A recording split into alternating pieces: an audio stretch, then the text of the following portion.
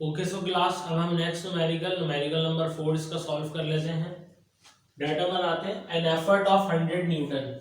Effort हमें मालूम है, पी से हम रिप्रेजेंट करते हैं 100 न्यूटन गिवन है। Applied to a pulley system is able to lift a load of 400 newton. Load को हम डब्ल्यू से रिप्रेजेंट करते हैं जो कि हमें गिवन है यहाँ पर 400 न्यूटन।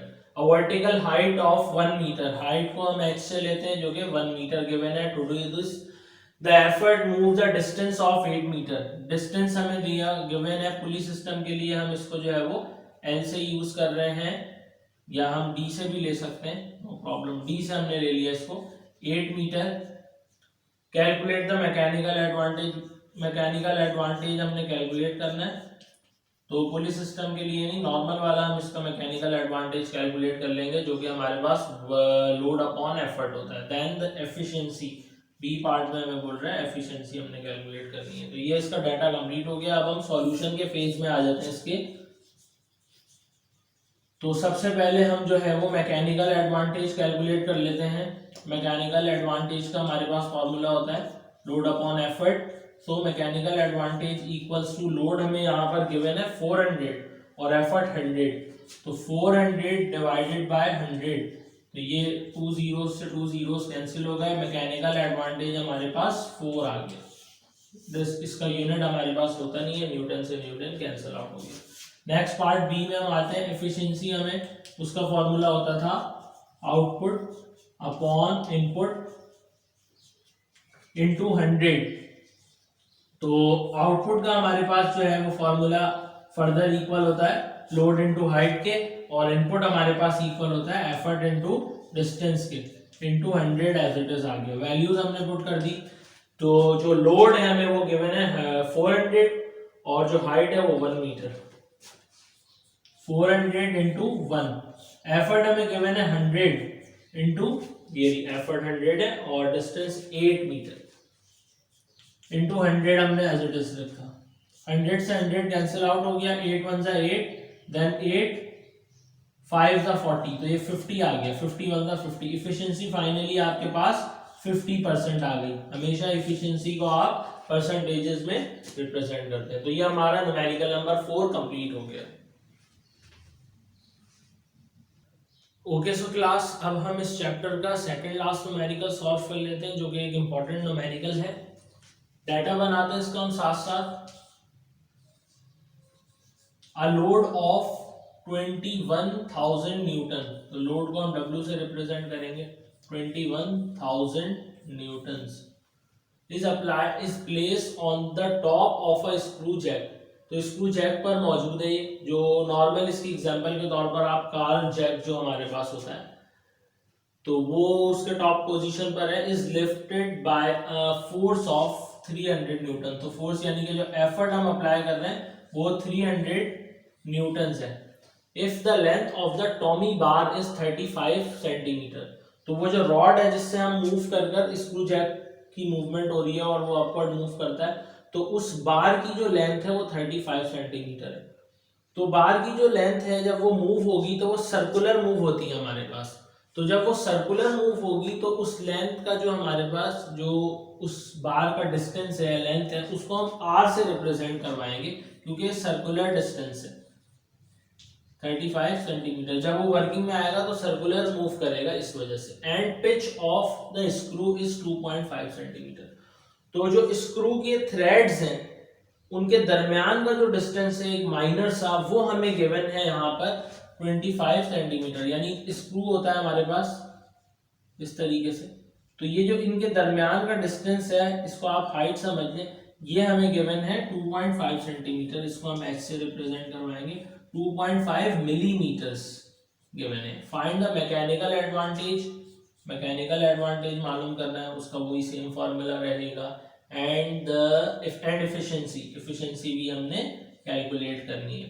तो सबसे पहले हम इसका सॉल्यूशन में अब आने से पहले हम इसको चेंज कर लेते हैं, एसआई यूनिट में ले आते हैं, दोनों के सेम यूनिट्स कर लेते हैं। तो ये 35 सेंटीमीटर है, इससे हमने मीटर में आना है, 100 से डिवाइड किया तो ये हमारे पास 0.35 मीटर आ गया। और इसी तरीके से ये हमारे पास है 2.5 इसको हमने डिवाइड कर दिया मिलीमीटर यानी 1000 से हमने कन्वर्ट किया, तो ये हमारे पास जो है वो 0.0025 मीटर्स में आ गया। अब हम सॉल्यूशन के फेज में आते हैं और मैकेनिकल एडवांटेज सबसे पहले कैलकुलेट कर लेते हैं, जो कि बराबर है लोड अपॉन एफर्ट के। तो मैकेनिकल एडवांटेज हमने कैलकुलेट किया, लोड हमें गिवन है 21,000 ये रहा, और एफर्ट हमें गिवन है 300।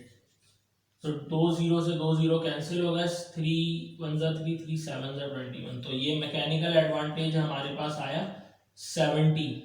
इसका यूनिट नहीं होता मालूम है आपको। और इफिशिएंसी हमने कैलकुलेट करनी है, इफिशिएंसी फॉर द, ये हमारे पास सिस्टम जो हम यूज कर रहे हैं स्क्रू जैक का, इफिशिएंसी फॉर द सिस्टम, तो ये output upon input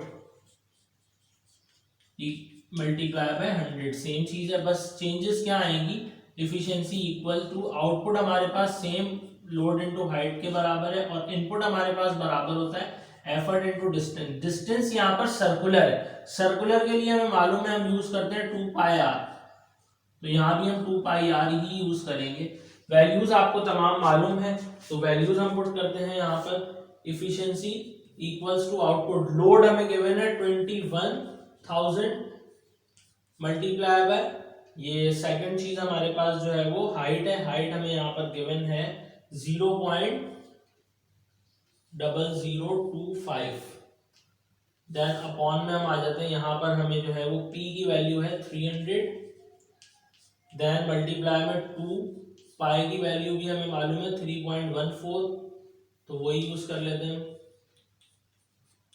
then last चीज हमारे पास R, R की जो हमें वैल्यू गिवन है वो यहाँ पर 0.35 है इंटू 100।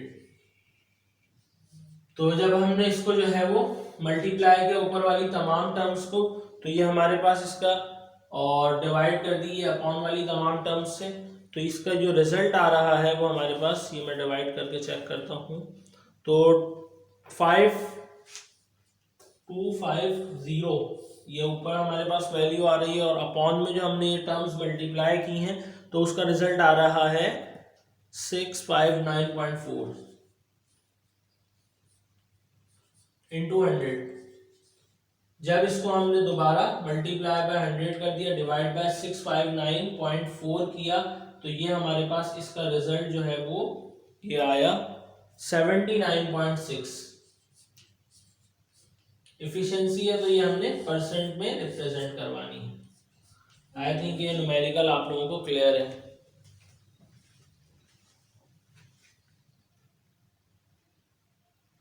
ओके सो क्लास, अब हम इस चैप्टर का लास्ट न्यूमेरिकल सॉल्व कर लेते हैं, और ये भी हमारे पास एक इंपॉर्टेंट न्यूमेरिकल है, पेपर्स में अक्सर आपको दिखेगा।